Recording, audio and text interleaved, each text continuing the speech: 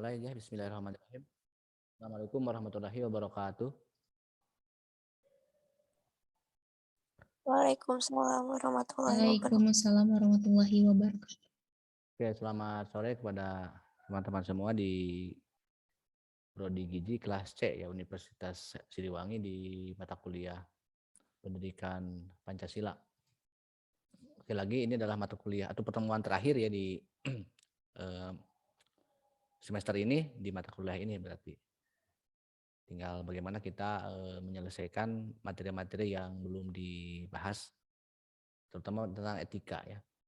Saya mengecek pertanyaan yang masuk di bab di konten terakhir yang tadi ya. Kalau tidak salah sudah ada beberapa pertanyaan, tapi sebelum saya menyimak pertanyaan yang masuk di bab atau di konten terakhir, coba saya minta barangkali ada yang mengenai etika yang secara umum ya, yang di konten sebelumnya. Apakah ada yang perlu dibahas atau yang ditanyakan di bab itu apa yang di etika yang awal ya? Sebelum saya mengomentari pertanyaan ini dari Elvia ya, ini gizi kelas C betul? Ada Elvia di sini? Elvia hadir? Halo, Elvia? Ada Pak, ada Pak. Terus juga Rosdiana Zahra ya. Wafi. Ini saya 3 orang yang baru saya bisa dibaca nih. Wafi Awalin benar di sini? Nur Hakim? Ada Bapak? Nah, kalau ini kan berbicara etika politik ya. Nah, sebelum saya melangkah ke etika politik, membahas pertanyaan, kita harus mengawali dulu ya jadi bahasan-bahasan mengenai etika. Apa itu etika dan apa hal terpenting dalam etika itu? Atau coba apa yang ingin Anda perlu saya kaji ulang mengenai etika? Izin bertanya Pak. Siapa? Salma. Apa salah pertanyaannya? Nggak kedengar. Izin bertanya, kan di pengertian etika tuh disebutkan bahwa etika termasuk filsafat praktis. Mengapa demikian? Filsafat produk ya. Oke, nanti akan saya jawab. Yang lainnya coba tentang etika, kan ada konsep lain ya. Dari etika itu, sebelum etika itu kan ada konsep-konsep yang harus dipahami dulu.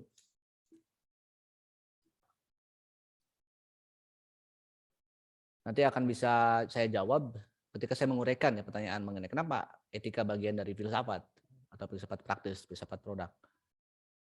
Ngapain kalian di sini? Coba, ngapain kalian ikut kuliah?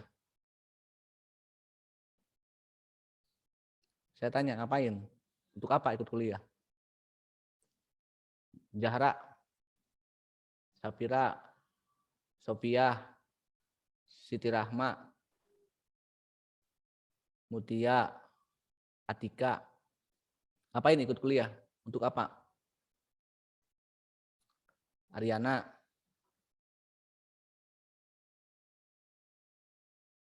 Zahra Alivia. Apa yang Anda harapkan dari perkuliahan itu? Silvi, apa yang kau harapkan dari saya? Kalian dalam kuliah ini berharap ke saya?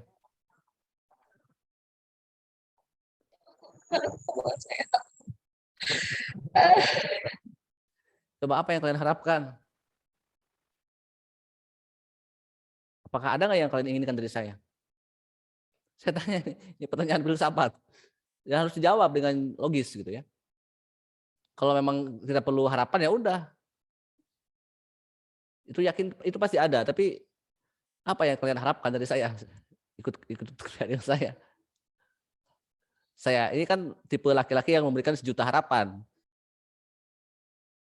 Coba, Wafi, apa yang kamu harapkan dari saya? setelah kuliah ini? Ilmu yang bermanfaat, Pak. Coba ini yang berkaitan dengan materi etika. Ada apa aja dalam etika itu? Dapat nilai, Pak. Ya, ya Arin, betul. Akhlak, cerminan akhlak. Yang terpenting pada akhirnya, ini berbicara pada akhirnya, kalian itu inginkan nilai dari saya. Udah aja kalau memang tidak perlu, kalian tidak mengharapkan nilai, ya udah saya nanti disimak setelah jadwal kuliah, setelah jadwal UAS selesai, akan saya kosongkan aja, simaknya diblankin aja. Mungkin nanti akan otomatis dapat E semua. Ya. Ini yang off cam butuh nilai enggak? Saya mengestandar ya, nggak bersolek mau kuliah tuh. Makanya saya mah selalu di on cam kan. Mereka tempo wujud saya gitu. Terserah mau lihat saya caludi gitu ya. Tahu kan caludi? Calutak. Tahu kan laki-laki yang caludi? Cakep lucu deh itu ya. Nilai. Apa itu nilai ya? Makanya kita bahas nilai itu apa. Ini yang masih off cam butuh nilai enggak? Saya mau tanya apa itu nilai? Karena dari sini harus mengawali gitu ya. Nah di akhir perkuliahan Pancasila kita akan berbicara ya apa yang disebut dengan tujuan utama dari mata kuliah dasar, mata kuliah wajib umum adalah nation character building ya, pembentukan karakter. Tentunya kan karakter yang baik gitu ya, karakter yang bernilai. Adila, apa itu nilai? Karena Anda ingin nilai dari saya katanya. Apa itu nilai?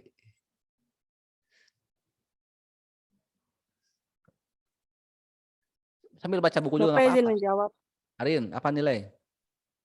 Nilai itu kayak tingkatan atau harga yang menunjukkan kualitas atau sifat pada suatu objek gitu, Pak.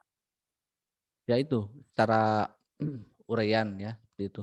Secara sederhana kan saya sering mengatakan nilai itu sesuatu yang dihargai. Jadi saya itu akan memberikan penghargaan ke Anda. Mau sejauh mana harga Anda kan? Nilai akhir mata kuliah misalnya, dari akumulasi dari kehadiran, dari keaktifan, dari ujian tengah semester, ujian akhir semester, dari tugas-tugas. Nanti akan diakumulasikan ke dalam nilai akhir mata kuliah. Itu harga Anda ya dalam mata kuliah ini.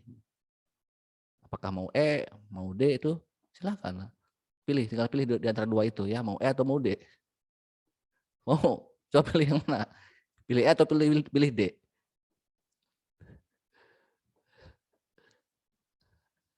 Siapa yang mau pilih? A, Bapak. Gak ada. A. Kalau mau A-nya 2 kali, pilih AA gitu ya.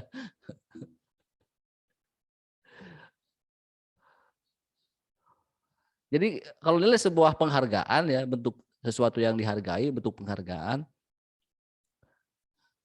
Seandainya misalnya ada mahasiswa atau mahasiswi kuliah natara, beleng betong gitu ya, tugas dikumpulkan, ujiannya jelek.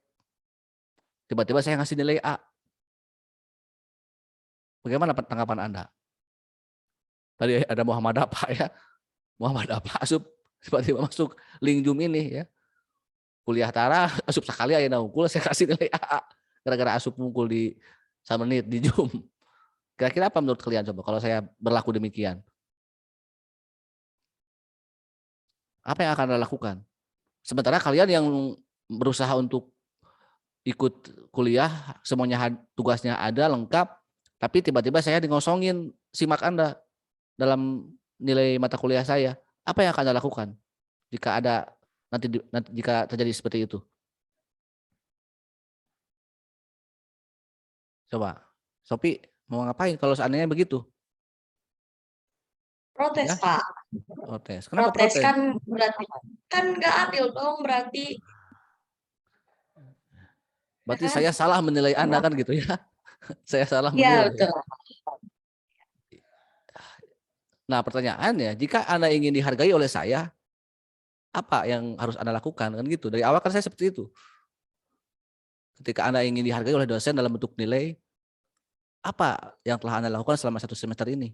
Walaupun dengan kondisi yang daring ini, tentunya harus berusaha ya. Apa yang menjadi kode etik dalam perkuliahan.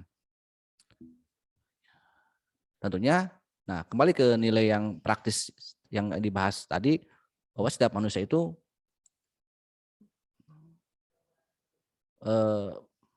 harus bernilai Anda itu gitu ya. Kalau Anda harus bernilai berarti apa yang akan kita lakukan dalam hidup ini? Butuh nggak penghargaan dari orang? Ariana senang dihargai atau sering dihina? Coba sini Cung yang lebih suka dihina daripada dihargai. Sebagai manusia biasa tentunya. Sebagai manusia Anda senang memuji, senang dipuji atau senang dihina? Atau dilecehkan?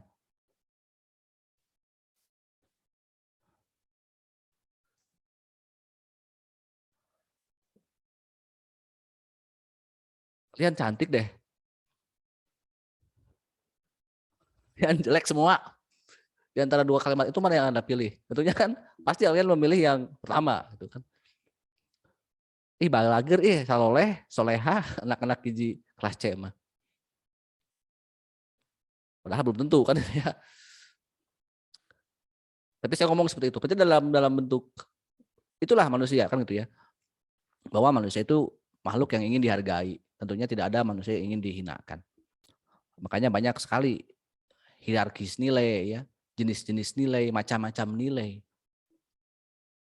Karena itu akan tolak ukur orang dalam menentukan ya. Jadi kapasitas nilai jual kita ke orang itu nanti akan berhubungan dengan tadi, nanti akan ke etika. Tapi kita fokus di nilai dulu. Ini semuanya di link Zoom ini semuanya berhijab ya, kecuali saya berkerudung. Sama-sama pakai kerudung. Kira-kira kerudungnya sama nggak? Warnanya beda-beda. Walaupun sama-sama pakai kerudung, pakai hijab, apa yang membedakan sebenarnya dari kerudung Anda? Anda lebih senang pakai kerudung yang dari AP atau yang dari Pasar Cikurubuk? Atau dari Pasar Gernoong?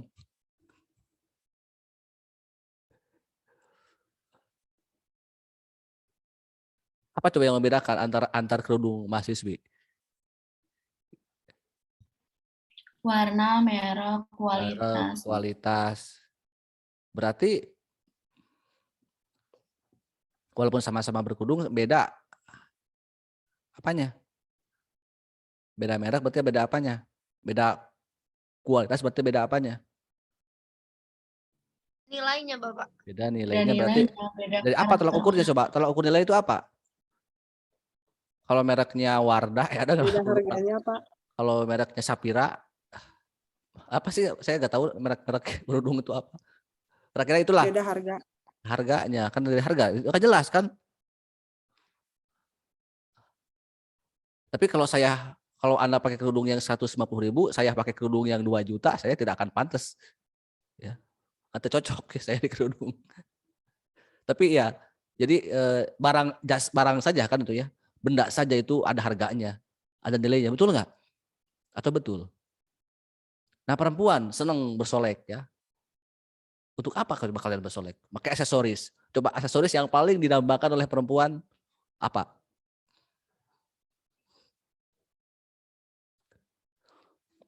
Jarinya. Mas, Bapak. Mas Adi. Iya.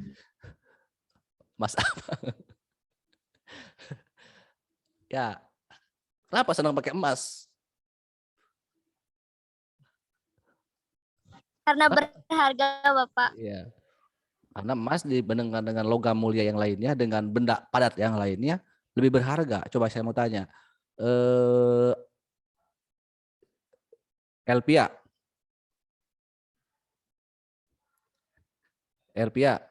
Salma. Salma bisa didengar suara saya? Salma Padilla. Namanya ada 2. Oh, Salma dua-duanya. Salma Padilla sama Salma apa yang ada satu lagi? Salma Kansa. Emas 1 kilogram dengan batu 1 kilogram, mana yang lebih berat?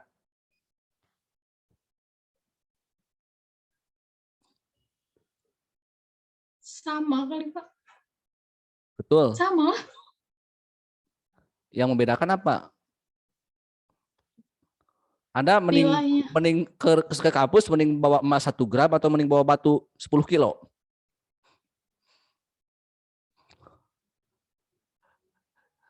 Adila, kan emas 1 gram naon hampang, mending bawa batu sakintal 1 truk misalnya. Lebih murah. Ya. Jadi kan jauh berkali lipat ya antara harga 1 kilogram emas sangat berharga dengan 10 kilogram batu mungkin lebih ya 1 gram emas dengan 10 kilogram batu kan bisa jadi lebih mulia, lebih berharga emas, gitu kan. Nah, ya, ini makanya sebagai manusia kita ini mau nggak menjadi manusia yang berharga? Kalau Anda ingin dihargai sejauh mana? Apakah kalian sudah menghargai orang lain nggak? Kan gitu. Orang berlomba-lomba dalam hidup untuk mencari penghargaan kan sebenarnya. Coba apa yang salah satu yang ingin kalian capai dalam hidup apa? Wafi? Ingin apa? Sebagai manusia biasa kamu ingin apa? Impian yang terbesar kamu. Manusia kenapa? Ya? Manusia berlomba-lomba untuk berusaha ya. Bekerja siang malam. Ingin apa sih manusia itu sebenarnya? Tidak ada puasnya kan, untuk mengejar kepuasan nilai itu tidak ada habisnya. Untuk mencari nilai apa manusia? Kok bekerja? Udah dikasih sajengkal minta sadepa. Udah dikasih sekintal ingin 1 ton. Itu nilai apa kira-kira?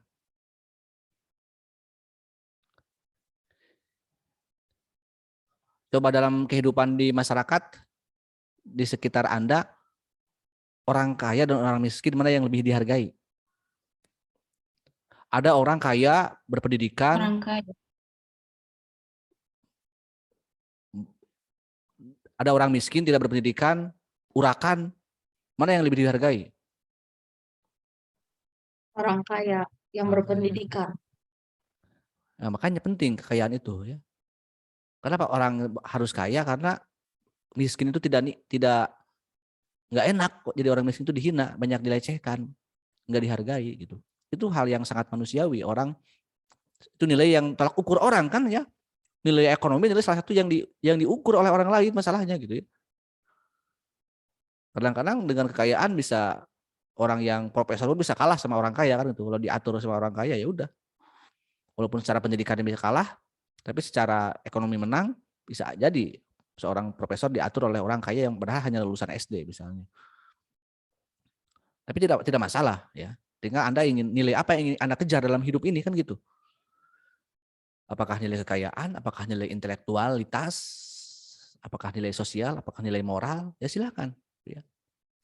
Oke lah, saya ini tidak kaya, tidak bisa seperti orang lain yang bisa memberikan sumbangan, bisa memberikan donasi yang banyak. Tapi paling tidak saya punya ilmu. Saya sekolah aja yang dengan baik, walaupun tidak terlalu kaya, tapi saya ingin orang yang dianggap berpendidikan, punya intelektualitas, dan bisa dijadikan tokoh di masyarakat. Butuh penghargaan kan, jadikan tokoh, dijadikan coba aja. Biasanya kalau kita lihat di masyarakat ya, orang yang berpendidikan, apalagi ya yang benar ya, yang berperilakunya. Biasanya para guru itu biasanya dijadikan tokoh gitu ya, yang orang tuanya guru, yang orang tuanya dosen misalnya, atau siapapun yang punya pangkat pendidikan biasanya itu akan bermanfaat, akan bernilai di mata orang lain.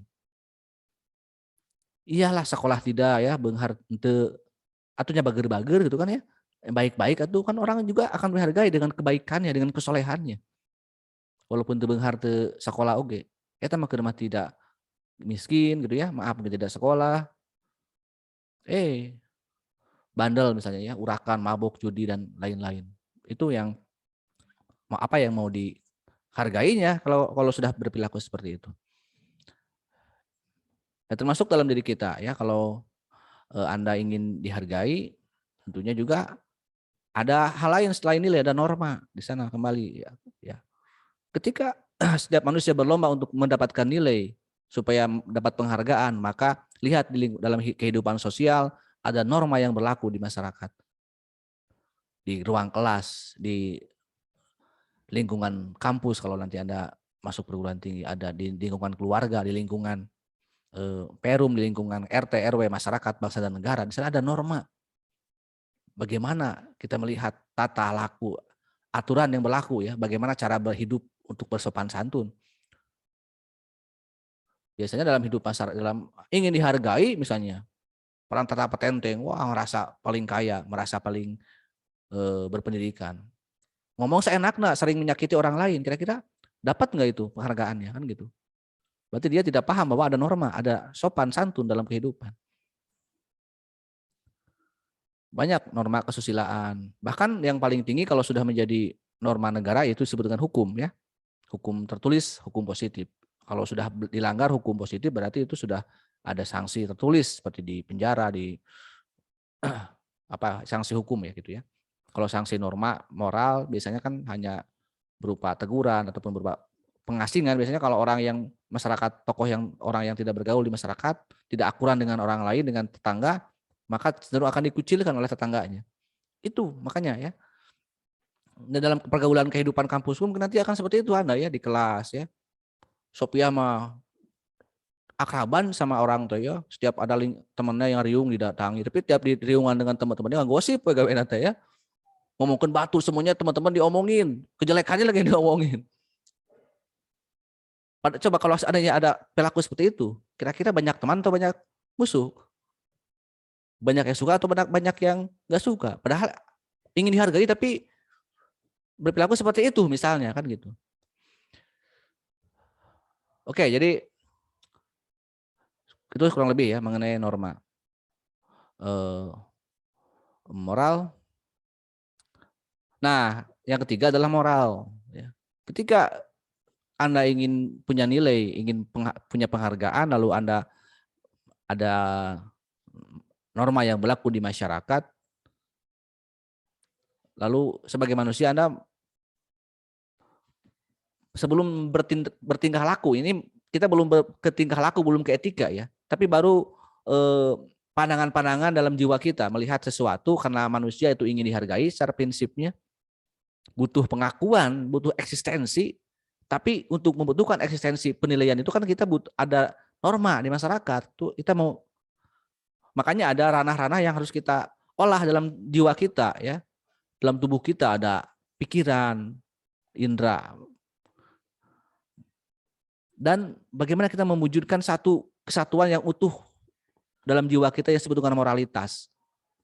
Dalam bahasa pendidikan Bloom itu menyebutnya dengan 3 teori, afektif dan kognitif gitu ya. Nanti ke psikomotor, tapi afektif adalah bentuk kognitif adalah bentuk pemikiran ya. Dalam istilah psikologi lain disebut dengan kognitif itu katakanlah ya, mau kognitif, kalau ini dalam psikologi pendidikan disebut kognitif, kalau dalam psikologi umum disebut dengan mindset ya. Pola pikir.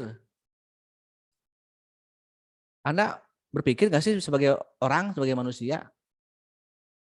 Berpikir ingin dihargai, ada orang lain. Bagaimana setelah itu? Ada pembentukan afeksi atau afektif, membentuk moralitas. Jiwa apa yang kita, selain pikiran yang harus kita gunakan dalam tindakan itu? Coba ranah yang harus digunakan selain pikiran apa? Setelah Anda berpikir, lalu bagaimana? Sebelum bertindak. Apakah semua yang ada dalam pikiran Anda, apakah akan langsung Anda tindak lanjuti atau mau disaring dulu? Coba jawab. Disaringnya melalui apa? Setelah pikiran, setelah mindset, setelah kognitif. Ini pembentukan moralitas ya. Afeksi ini, dunia afektif. Ini dunia yang di dunia nilai, dunia yang berat dulu dalam pendidikan moral itu seperti ini ya. Diajarkan seperti ini. Apa coba? Ranah apa organ apa tuh dalam dalam kan saya sering mengatakan juga. Ini yang juga berkaitan dengan filsafat.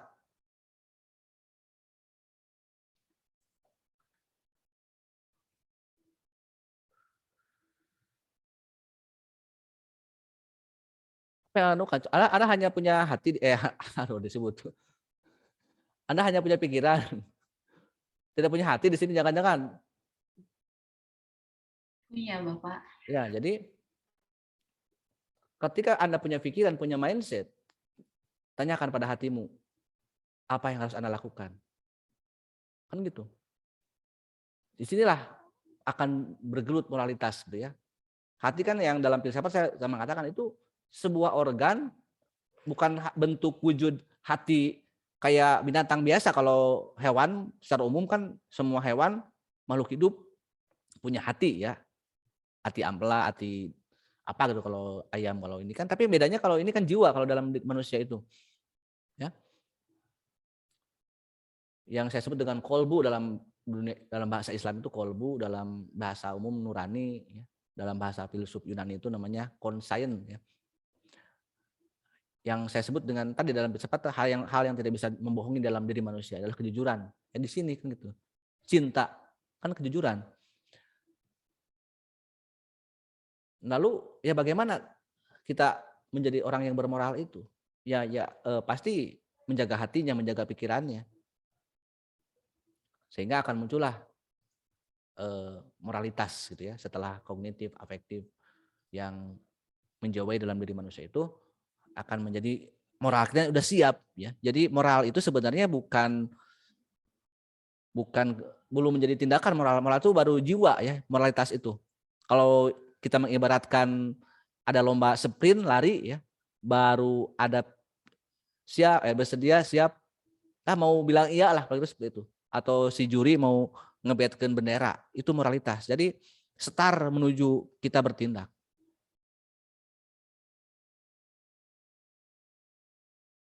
Ya. Jadi orang, nah nanti kalau sudah bertindak barulah etika yang muncul. Setelah etika nanti akan ada karakter. Kan begitu ya. Nanti juga akan saya sebut apa. Nah dalam teori psikologi ada yang mengatakan seperti ini. Jadi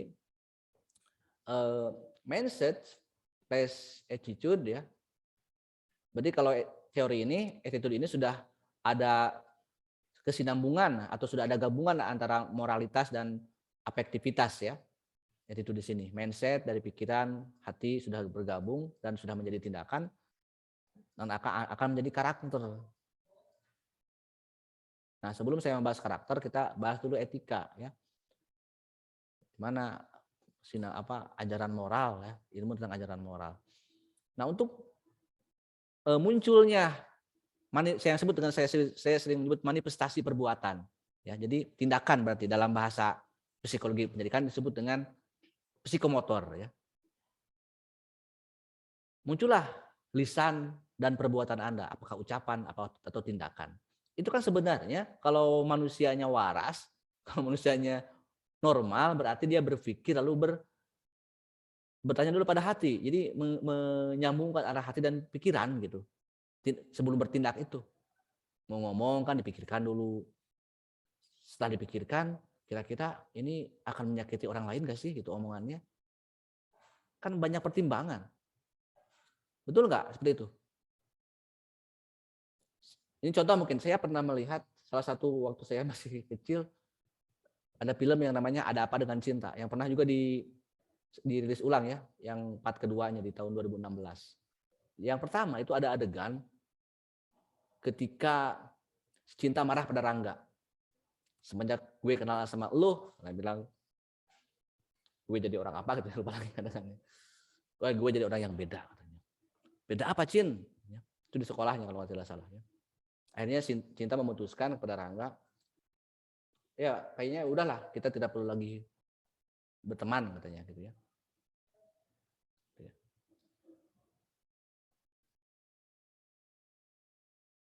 Bahkan karena Rangga kan orangnya introvert, tidak gaul gitu kan.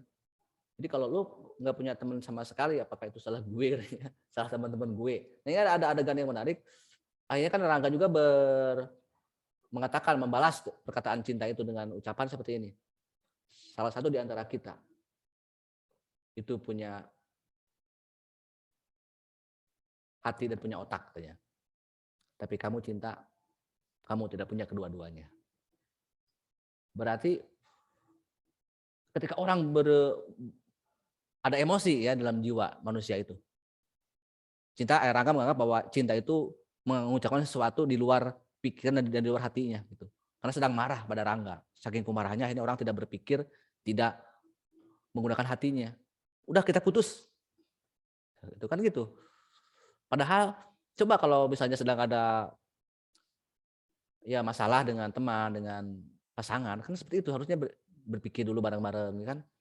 Merenung dulu lalu apakah masih cinta atau enggak kan gitu. Jangan langsung ujung-ujung sekali beda pendapat langsung minta putus. Itu kan repot ya. Atau minta cerai misalnya. Kalau suami istri. Repot berarti ya kehidupan kalau dengan mudah seperti itu. Pada intinya akhirnya seperti itulah ya. Kita mau bertindak secara kalian sebenarnya. Apakah kalian ketika nge-WA saya hanya langsung berpikir tanpa mempertimbangkan nurani gitu kan. Papa ini gimana sih Bapak ini kok tugasnya nggak bingung kok. Harusnya kan saya bilang tolong ya, kalau mau WA itu baca dulu dengan baik 10 kali dibaca, dipikirkan dulu edit bahasanya. Kira-kira Bapaknya ngerti nggak? Kira-kira Bapaknya tersinggung nggak? Kan seperti itu. Bukan hanya saya, mungkin juga ke dosen yang lain ataupun ke teman-teman. Kalau saya seperti itu. Kalau kalian juga pasti saya yakin pasti beda dengan saya. Ya. Kalau cara WA-nya. Jadi berat gitu ya untuk menjadi orang baik, untuk menjadi orang yang penuh etika itu saya yakin berat gitu. Karena tidak menjamin tadi ya. Kekayaan, intelektualitas itu tidak menjamin. Karena kalau kita hanya menggunakan mindset saja, hanya menggunakan ranah kognitif saja, para perampok, para pencuri itu orang-orang cerdas tuh ya. Betul nggak? Dia punya dimensi kecerdasan. Malam-malam naik masuk rumah orang misalnya, lalu mencuri barang, mencuri uang. Kan itu membutuhkan daya nalar yang bagus. Ya betul nggak? Feeling yang bagus, momentum yang bagus ya.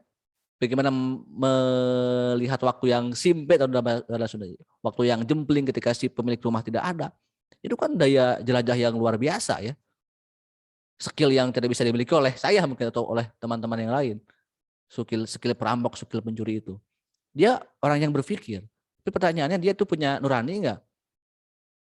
Orang lain mah bekerja dengan sungguh-sungguh mengumpulkan kekayaan lalu dicuri dengan mudah dalam satu malam habis, memindahkan barang orang menjadi barang miliknya ya. Padahal kan jauh kalau berpikir masalah hukum negara, hukum agama, haram, halal dan sebagainya. Karena udah aja, karena yang penting saya punya kebutuhan yang harus saya segera dapatkan. Para koruptor saya sering bilang ya, mereka tahu dalam pikirannya, pasti saya yakin mereka tahu gitu ya. Itu melanggar hukum, melanggar norma, haram secara agama. Tapi kenapa masih bertindak demikian? Coba tanya nuraninya. Dia mengatakan saya ini tidak merasa korupsi. Coba, makanya saya yakin kalau misalnya menjadi penyidik ya, tahu nggak penyidik itu penyidik? Kan ada ilmu ilmu ya yang menjadi penyidik itu kan biasanya orang-orang yang punya skill untuk mengintegrasi gitu ya. Mungkin dalam ilmu kepolisian, dalam ilmu seperti itu ada cara untuk mengintegrasi pejabat yang korupsi, itu kan. Walaupun dikatakan waktu konferensi pers mengatakan saya merasa apa, saya yakin kalau itu benar terjadi, tersangka misalkan menjadikan seorang koruptor ditersangkakan, itu hasil temuan penyidik pasti mengatakan bahwa iya dia korupsi. Tapi mungkin dia malu di depan publik aku korupsi, betul nggak? Ya, akan saya yakin seperti itu. Ya. Nah, kemudian yang berikutnya, ketika kita sudah keluar, ya, sudah ada manifestasi perbuatan dalam diri manusia, maka akan keluar ya, apakah kata-kata baik, apakah kata-kata kasar, apakah kata-kata sopan, itu kan tergantung ya dari sini prosesnya. Tadi yang saya bilang apakah dia langsung berekspresi, itu artinya orang emosional kan itu ya, mikir, langsung ngomong aja. Kan ada berbagai macam kondisi kan untuk refleks itu. Bisa karena dia emosi, Bisa atau dia refleks. Atau juga ada yang disebut dengan latah, tahu nggak? Orang latah.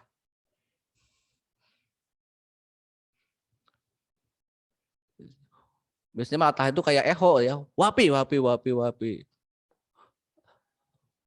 Pas ada orang latah saya mau menyebut wafi. Dia bilang wapa, padahal mau bilang wapi gitu. Ada yang pura-pura latah gitu. Tapi bagi kita yang normal, kalau kita ingin menjadi orang yang punya jiwa yang sehat, yang tadi yang berharga, yang bernilai, yang beretika, ya tadi kita gunakan semua ruang dalam jiwa kita.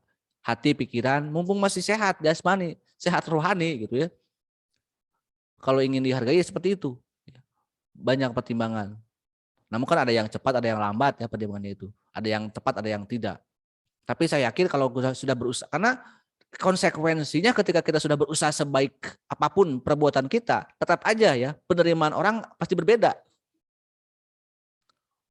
Mungkin kalau Anda punya teman 10, di sini misalnya ada wapi sudah berusaha sesoleh mungkin berbuat baik, tidak pernah membuat apa-apa, tidak pernah ngomongkeun, tidak pernah ngegosip dari ke 15 orang teman-temannya di kelas ini. Tapi mungkin 5 orang atau 1 orang, 2 orang pasti ada yang tidak suka sama wafi, apapun alasannya. Jadi jangan berharap juga kita akan semuanya orang suka sama saya gitu ya. Sama Anda gitu, sama kita gitu ya. Karena akan tetap ada penerimaan lain dari orang lain gitu. Apalagi dalam kehidupan nanti setelah dalam kehidupan bermasyarakat itu akan lebih berat lagi gitu ya. Kita berusaha berbuat baik pun tetap aja tetangga ada yang tidak suka, ada yang dengan alasan yang tidak jelas gitu kan. Tapi ya tadi ada upaya ya kita untuk berbuat baik. Kalau sudah berupaya ya mau ngapain lagi kan coba ya. Kalau kita sudah berbuat baik orang lain tidak mau menerima ya mau ngapain lagi. Kita minta tolong kepada Allah, ya Allah mudah-mudahan tetangga saya itu dibulak-balikan hatinya biar bisa lemah lembut kepada saya gitu. Kalau ada teman yang kok dia mah dari awal bertemu sampai sekarang sini terus ke saya. Padahal saya tidak pernah mengganggu dia. Kalau Anda sudah berupaya negur, berupaya mengajak baikan, yuk kita main bareng, yuk kita jajan bareng, tetap tidak mau, minta tolong ke Allah, ya Allah, semoga dia dibulak-balikan hatinya. Kan gitu ya. Kalau ingin lebih mendalam lagi. Jadi tadi juga saya mengibaratkan ya dalam dunia kehidupan, kalau kita marah jangan terlalu marah, kalau kita benci jangan terlalu benci. Dulu waktu saya kuliah semua perempuan membenci saya gitu ya. Sebeleun lah lalaki pika sebeleun. Nah, saya mah tiis we keun bae lah, keun mah saya mah doa we ya Allah mudah-mudahan perempuan itu dibulak-balikeun hate. Nah, gitu nya. Kok ka saya teh gimana teuing padahal saya teh teu naon gitu. Ketika saya berdoa dan doa saya dikabulkan, perempuan itu semuanya cinta sama saya, suka sama saya. Kan repot juga ya. Kalau bateuing kudu resepkeunana. Tapi kalau lebih seperti itulah ya. Sebaiknya kalau kita tergantung sama orang lain, sama makhluk, jangan terlalu percaya, jangan terlalu cinta, jangan terlalu benci, karena tetap aja akan kita dan orang lain akan ada jiwa yang berbeda ya. Ya. Walaupun Wafi dan Sophie itu soulmate banget gitu ya, dari awal kuliah sampai sekarang kemana-mana berdua. Saya kasih tips sewajarnya saja pada akhirnya ya. Jangan terlalu terbuka kalau curhat itu. Dibolehkan KB. Ketika Sophie tadi bocorkan rahasia-rahasia Wafi ke teman-temannya. Wah, munculnya perang saudara di kelas ya di jurusan gizi. Jadi yang wajar-wajar saja. Jangankan sama teman ya. Saya itu sudah berkeluarga, saya itu sudah punya istri. Sampai sekarang saya tidak memahami apa isi hati istri saya. Buat teuing teu bogoheun, buat teuing kerduaan mah hatena mah keur saha gitu. Sebaliknya, saya oke ya. Saya misalkan tiap hari di rumah berduaan sama istri saya. Buat tinggi hati saya mah mikiran jeung Anya Geraldine ya. Kan bisa seperti itu. Kenapa demikian? Karena manusia itu secara filosofis sebagai makhluk yang misterius. Ya. Kita nggak tahu sebenarnya isi hati orang lain ya. Walaupun itu sahabat dekat, teman dekat ataupun pasangan kita nanti pada akhirnya kan gitu. Karena makhluk yang misterius misalnya itu. Ya jangan berharap ke makhluk. Nah, itu kurang lebih ya bahwa apa yang telah akan kita manifestasikan dalam bentuk perbuatan akan ada konsekuensinya ya, baik atau buruknya. Ya. Namun saya yakin orang yang ucapannya baik, tindakannya baik, saya jamin itu dia punya hati dan pikiran yang baik gitu ya, yang bersih. Sebaliknya orang yang Kalaupun ada yang alibi, dia mah Pak cuma ngomongnya aja kasar, ceplos-ceplos, dah hati nama enggak seperti itu. Saya yakin enggak benar kalau enggak terlalu benar gitu ya. Orang yang masih kasar, yang masih apa, yang masih emosi, yang itu berarti dia punya gangguan, mungkin sedang tidak stabil, mungkin tidak apa. Nah, kita bicara karakter. Ariana Putri, saya minta tantang Anda ya. Kita kan harus mengenal diri ya, ngaji diri. Dalam Al-Quran itu ada sebuah hadis atau ayat ataupun hadis itu ada, siapa yang mengenal dirinya maka akan mengenal Tuhannya. Coba kenali diri Anda. Kira-kira Ariana, kamu punya karakter yang bagaimana? Anda meneliti aja diri sendiri, jangan orang lain lah. Anda orang tipe yang, kamu perempuan yang bagaimana tipenya lah? Santai, Pak. Santai. Adila, kamu yang coba saya tanya satu-satu lah. Kira-kira kamu apa karakternya? Menurut kamu, jangan orang lain. Kamu orang yang bagaimana sih?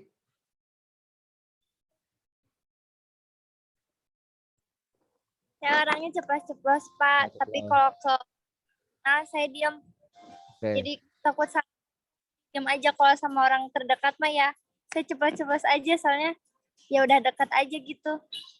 Ya berarti ada kondisi yang harus memungkinkan, tapi oke lah. Ayu, kamu yang bagaimana orangnya? Pendiam, Pak. Diam. Salma, Nggak terlalu. satu kata aja coba, satu kata aja. Salma apa? Salma Kansa.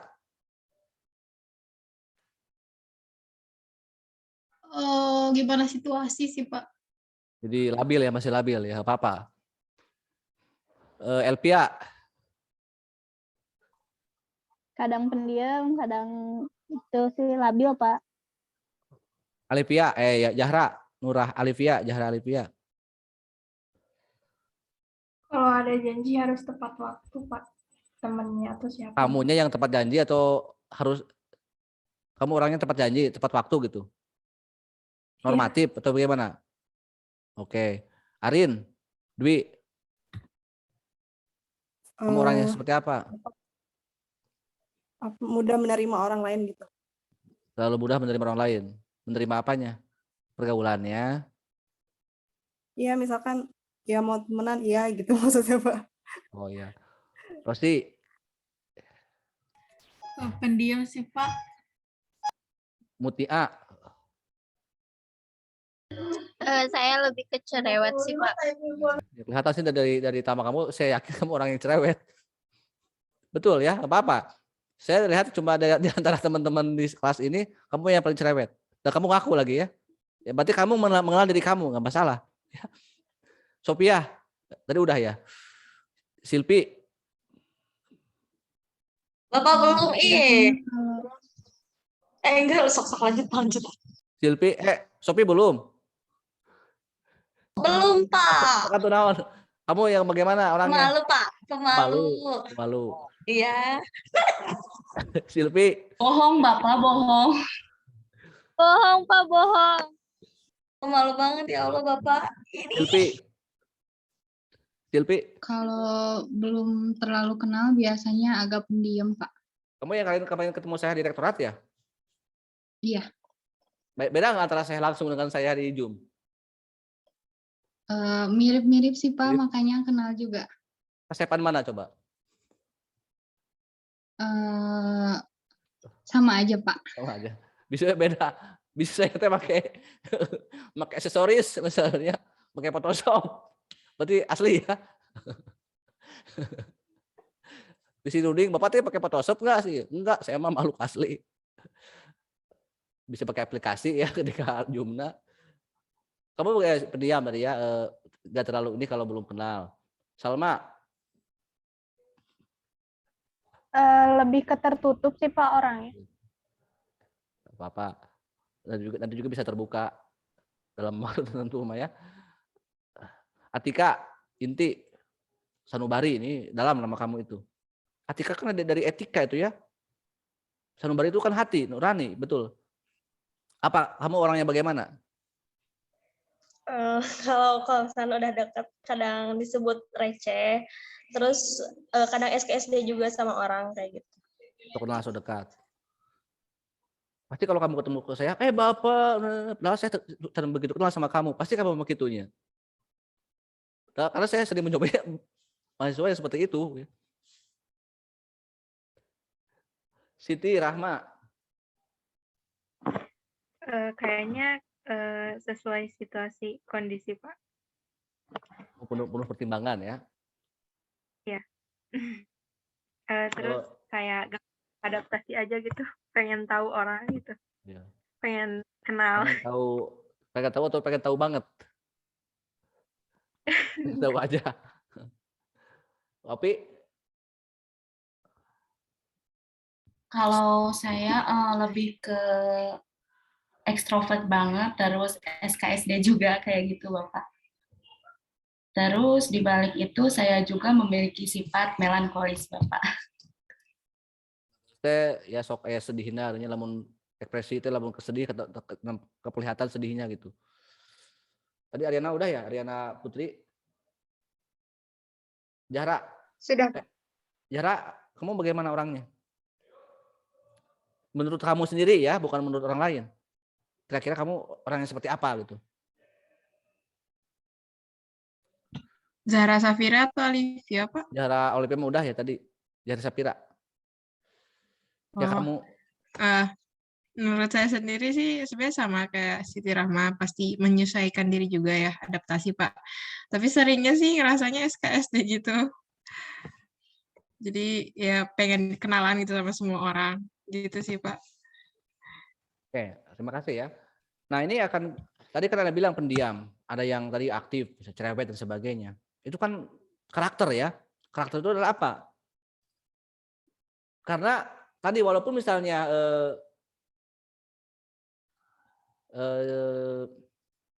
apa tadi itu? Mutia misalnya, saya cerewet orangnya Pak, tapi saya yakin kamu tidak selamanya cerewet. Gitu. Suatu saat kamu bisa diam kan gitu ya. Atau sebaliknya. Tadi misalnya Siti Rahma itu orangnya penyabar, kelihatannya itu pendiam, banyak pertimbangan. Tapi saya yakin kamu juga bisa marah, betul nggak? Bisa emosi. Jadi orang itu sebenarnya bisa semuanya, potensi baik buruk orang itu ada gitu ya. Kita mau ngomong cepat ceplos, mau ngomong tenang, mau ngomong emosian, mau marah-marah terus, bisa semua orang juga. Tapi persoalannya, kenapa kok ada yang menilai bahwa kamu cerewet, saya cerewet, kamu diam? Karena karakter itu adalah perilaku yang dominan, ya, yang keluar dari orang itu. Kenapa misalnya Mutia itu cerewet? Karena yang muncul ke permukaan, yang muncul aktivitas yang cerewetnya, yang aktifnya gitu. Kelihatannya seperti itu. Siti itu karena yang sering muncul dalam jiwanya, dalam manifestasi perbuatannya adalah kalemnya misalnya, sehingga itu karakter ya. Nah, bagaimana kita mau seperti ini ya? Berarti pentingnya tadi ya, pentingnya menjaga hati, menjaga pikiran agar kita dapat orang yang beretika, bermoral dan bernilai itu.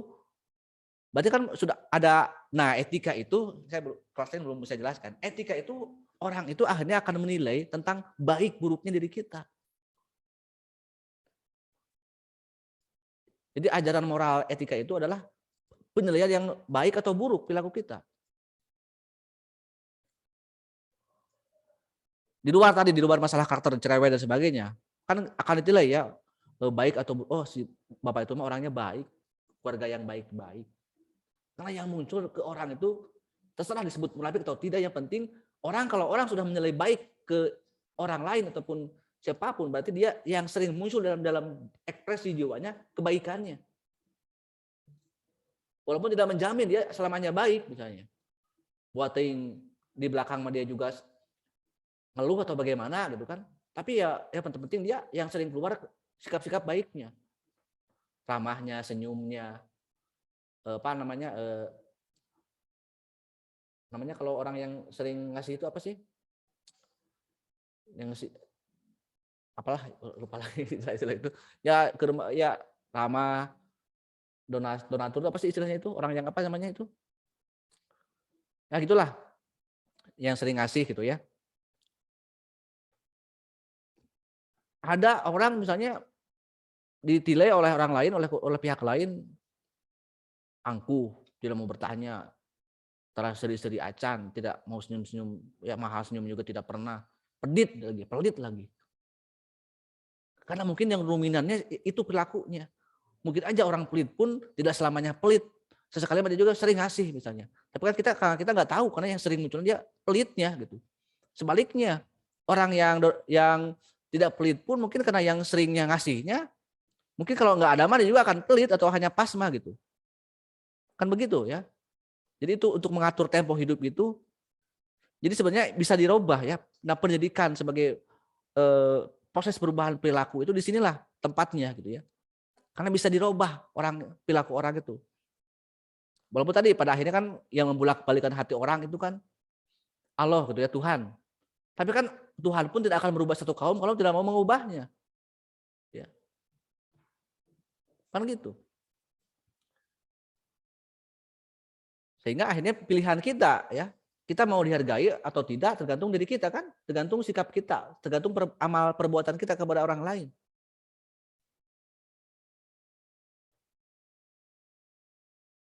Kartos?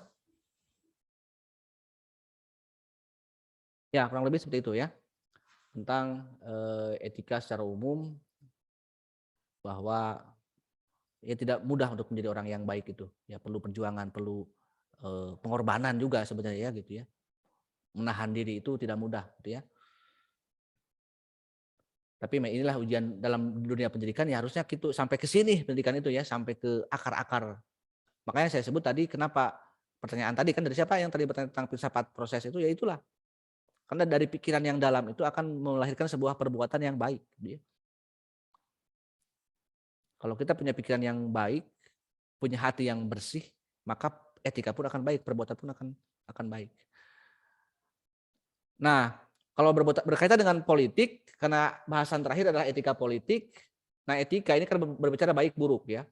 Dalam kehidupan politik, manusia itu kan penuh dengan tadi yang disebut dengan makhluk yang misterius ya. Sebagai zoon politikon, binatang yang berpolitik.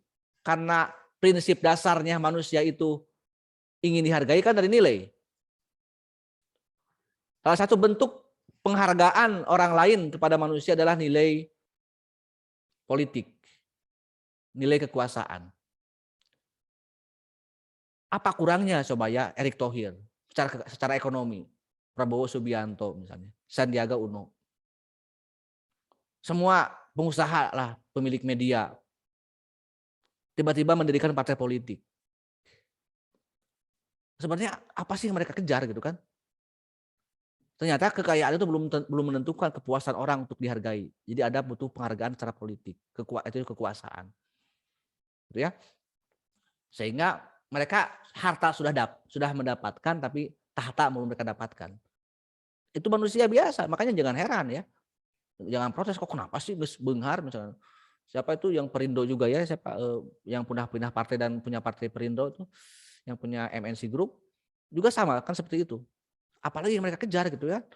Tapi ya tadi itu hak mereka sebagai zoon politikon ya. Jangankan mereka, kita pun punya, ingin kok dihargai, ingin kok punya pengaruh misalnya. Kemarin saya misalnya maturan senior kalian kan semuanya perempuan ya, angkatan 19, angkatan 20 yang mumas itu di ruangan saya di rektorat. Begadangnya saya di dia kan perempuan semua. Itu dalam rangka proses politik gitu ya. Dalam politik mahasiswa seperti itu. Ada pembagian kekuasaan, ada kerjasama dengan teman, dengan ini. Itu hal yang harus kalian ujian, sebenarnya ujian politik dalam kehidupan nyata nanti. Jadi saya sarankan nanti Anda untuk ikut aktif lah. Walaupun di sini nasibnya orang di Gizi ini perempuan semua, tapi jangan patah semangat lah untuk ikut, karena nyaris kemarin tidak ada calon. Ya, betul nggak? Yang terpilih sekarang siapa yang jadi ketua Hima itu? Sudah yang Robi siapa? Iya, Robi Janji. Ya, awalnya nggak ada yang sama sekali yang mau nyalonin gitu ya. Saya kumpulin semuanya di hari Kamis itu, angkatan 19. Dia belum punya tempat, dia belum punya strategi. Oke, tempat, pakai aja ruangan saya di rektorat. 3 hari mereka memakai ruangan saya sampai malam makan ya. Itu saya harapkan ya nggak apa-apa ya kalian nanti juga tidak kalah semangat dengan kakak kelas Anda yang punya aktivitas lebih di luar pembelajaran ya. Karena yang mau tidak mau ini harus dibesarkan ya jurusan Anda ataupun himpunan gizi juga biar tadi hakikatnya karena kembali kepada prinsip dalam kehidupan politik adalah tentang bagaimana ya seseorang apalagi politik praktis politik. Nah, karena politik berbicara hal yang penting ini kan dua hal yang berbeda ya. Kalau ini adalah bagaimana baik atau buruknya perilaku orang supaya lebih baik, etika, politik itu berbicara kekuasaan. Kalau sudah kekuasaan kan orang tidak memikirkan baik buruk, yang penting mah berkuasa we heula. Kepedulian moralitas saya bilang kan seperti itu. Nah, dalam politik juga di sini ada hukum ya. Dalam kehidupan negara itu kan paling tidak ada 3 dimensi inilah. Ada dimensi hukum, ada dimensi politik, ada dimensi etik. Ini ketiganya harus ya baiknya kalau memang ingin baik negaranya, bangsanya, ketiganya ini seimbang gitu ya. Hukumnya bagus, politiknya bagus, etika politiknya juga bagus, moralitasnya bagus gitu. Salah satu aja tidak yang ada yang tidak lengkap maka tidak akan baik negaranya. Mungkin saya langsung ke pertanyaan ya. Dari gizi itu siapa tadi yang bertanya? Elpia ya.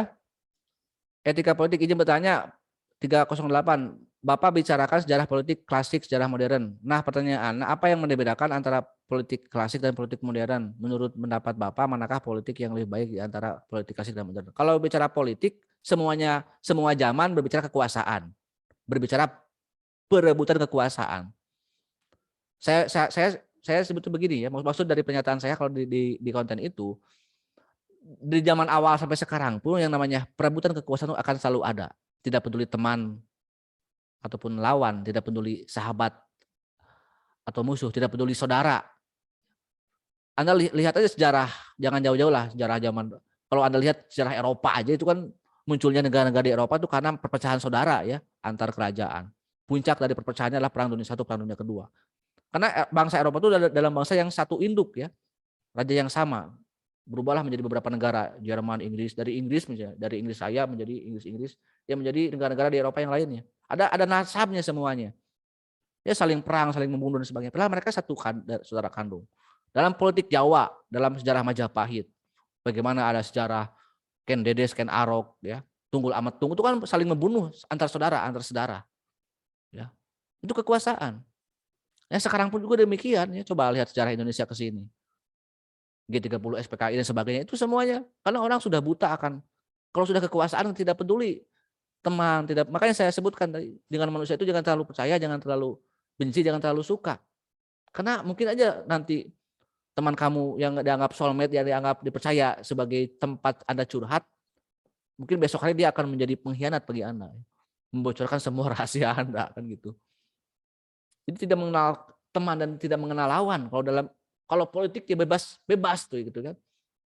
Dan memang orang pasti akan bebas kalau sudah kebanyakan seperti itu. Ya. Yang paling dekat aja coba ya. Begitu panasnya pertarungan antara Prabowo dan Jokowi di 2 pilpres. Padahal sebelumnya mereka di tahun 2012 satu tim. Ketika Pak Jokowi diangkat menjadi gubernur DKI dengan Ahok, Prabowo menjadi tim sukses. Tapi 2 tahun kemudian mereka bermusuhan ya sampai tahun 2019. Akhirnya dia akur lagi karena Prabowo menjadi menteri. Dengan Megawati juga ikut menjadi musuh karena Prabowo menjadi lawan Jokowi. Padahal sebelumnya Megawati dan Prabowo pernah bersatu di 2009 di Pilpres. Walau kalah oleh Pak SBY. Ini contoh politik praktis ya, politik negara kalau politik praktis itu. Pak SBY dan JK itu pernah jadi presiden kan? Dan wakil presiden, tahu kan? Sebelum Pak SBY dan Pak JK menjadi presiden itu, mereka berdua adalah menterinya Ibu Megawati. Ibu Mega kalah di Pilpres. Memusuhan akhirnya. Jadi selama 10 tahun SBY, bahkan sampai sekarang, SBY dan Ibu Mega belum pernah bertegur sapa. Padahal dulu satu tim di kabinetnya Ibu Mega. Itulah berpolitik akan seperti itu. Ya. Kadang-kadang demi kekuasaan orang, ya besok mah jadi teman, besok jadi musuh. Yang penting kekuasaan. Ini sangat ya. Karena tadi tujuan utama dari politik adalah kekuasaan. Jadi ya ambisi manusia itu seperti itu yang udah saya gambarkan dalam uraian saya di yang tadi pagi di upload ya. Oke, itu jadi pada prinsipnya sama ya kalau berbicara, cuma yang membedakan adalah caranya. Kalau dulu perangnya mungkin pakai pedang, pakai tumbak, kalau sekarang kalau perangnya pakai senjata ya. Sekarang mungkin perangnya lebih canggih, bukan lagi perang seperti zaman perang dunia 1-2 dengan perang senjata canggih. Tapi dengan perang medsos misalnya juga sama-sama perang juga kan ya. Perang media online gitu kan. Itu kan sama-sama pertarungan gitu ya. Bahkan lebih menusuk, saling memenjarakan, saling membuli misalnya ya, saling mentersangkakan, itulah dalam dunia politik. Ya karena ya ini yang berat gitu, yang berat ketika politik dengan penuh etika. Coba kalau seandainya ada etika ya, oh iyalah dia itu orang yang berjasa ketika saya menjadi gubernur. Masa saya harus melawan orang yang telah mengangkat saya menjadi gubernur misalnya, kalau pakai etika. Saya daripada saya harus melawan guru saya, lebih baik saya menahan diri untuk tidak mencalonkan diri menjadi pejabat, menjadi presiden. Kalau seandainya beretika, tapi kan tadi kembali ke hak ya. Mungkin yang akan teruji adalah Pak Anies Baswedan ya. Pak Anies waktu diangkat menjadi gubernur dan menang melawan Ahok, bilang seperti ini, saya tidak akan menjadi bagian orang yang menantang menjadi pengkhianat bagi Pak Prabowo. Karena Pak Prabowo sialnya dia pernah membesarkan Ahok, pernah membesarkan Jokowi, dan kedua-duanya menjadi musuh politiknya gitu. Padahal beliau yang ikut membesarkan kedua tokoh itu. Nah, Anies waktu diangkat menjadi gubernur dan menang dan didukung oleh Pak Prabowo, dia bilang seperti itu. Tapi kalau seandainya Pak Anies nanti bertarung dengan Pak Prabowo di tahun 2024, ya sejarah politik akan terulang kembali ya. Ketika guru melawan murid atau murid melawan mengalahkan guru ya. Semua teman-teman Soekarno di masa pergerakan nasional ya. Saya sering menyebutkan apakah Muhammad Natsir, apakah apakah Muso, Kartosuwiryo, semua soulmate Soekarno di masa sekolah, di masa kuliah. Ada yang dibunuh oleh Soekarno, dihukum mati ya seperti Kartosuwiryo, Muso, itu dihukum mati oleh Soekarno, padahal teman sekolahnya. Muhammad Natsir, terus juga teman seperjuangannya yang lain, Syahrir, Perdana Menteri pertama, semuanya dipenjarakan oleh Soekarno. Padahal itu teman seperjuangannya di masa pembentukan negara. Itulah politik akan seperti itu. Ya siap tidak siap akan berhadapan dengan tadi ya. Kita ini mau kalau politik memang boleh bebas. Tapi kalau dengan etika ya tentunya akan mengurangi ketidaknyamanan ketika orang melihatnya gitu kan. Kalau seandainya ya etika digunakan ya mungkin tidak akan ada peristiwa orang bebas aja ya. Mengkhianati guru, mengkhianati teman gitu ya dengan seenaknya. Tapi kan berat ya. Itu sangat berat sekali. Tapi paling tidak kita tahu bahwa itu tidak baik kalau kita lupa misalnya. Kata siapa saya menang atas dasar dia? Saya mah karena banyak yang fans saya yang memilih saya. Padahal kan mungkin aja dia tidak mengaku jasa orang lain, itu yang politik balas budi saya sebut ya. Itu kan banyak yang orang melupakan ya. Kalau sudah berkuasa orang lupa kepada siapa yang telah membantu Anda ketika Anda sukses. Nah, paling tidak kan itu yang bakal pesan-pesan ke Anda kan seperti itu ya. Kalau Anda sudah sukses, waktu susah Anda ditolong oleh teman, lalu Anda melupakan teman. Nah, itu banyak terjadi ya di dalam kehidupan nyata, di dalam kehidupan berteman, bermasyarakat maupun tadi bernegara ya. Orang mentang-mentang sudah menang jadi presiden menganggap wah enggak, dia enggak. Saya menang atas perjuangan saya dan tim saya, bukan dia. Itu lupa akan politik balas budi yang banyak hilang saya kira di era ini juga ya. Siapa aja coba yang bertanya di ini tadi Rosiana ya. Hukum itu bisa diperalat dalam kekuasaan. Nah ini ya pertanyaan mengenai hukum ya. Saya bagaimana caranya agar hukum itu tetap tegak di ruang lingkup politik yang tidak bermoral dan beretika. Karena seperti yang kita ketahui bahwa pentingnya etika politik di kehidupan berbangsa dan bernegara. Nah kenapa pentingnya politik, pentingnya etika? Karena politik itu akan melahirkan hukum. Hukum itu buatan politik, buat produk politik, jangan salah ya. Sekarang yang MK membatalkan Ciptaker, Undang-Undang Cipta Kerja. Itu kan proses politik antara DPR dan Presiden. Pertanyaannya ketika Presiden membuat undang-undang tentang Ciptaker dengan DPR, dia itu untuk kepentingan siapa? Untuk kepentingan moral bangsa atau untuk kepentingan asing misalnya kan gitu. Ternyata banyak pelanggarannya, banyak yang tidak sesuai dengan kehendak rakyat. Berarti itu bisa Anda simpulkan sendiri gitu ya. Jadi sebenarnya kalau sudah berkuasa itu orang bisa membuat sebuah aturan dengan dua alasan. Apakah aturan berdasarkan pada moral, misalnya, karena kita harus membuat undang-undang ada BPJS kesehatan misalnya, supaya warga masyarakat bisa dilindungi tenaga kesehatannya misalnya, ataupun dijamin kesehatannya. Tetapi ternyata undang-undang itu malah membuat rakyat susah karena harus setor wajib BPJS misalnya.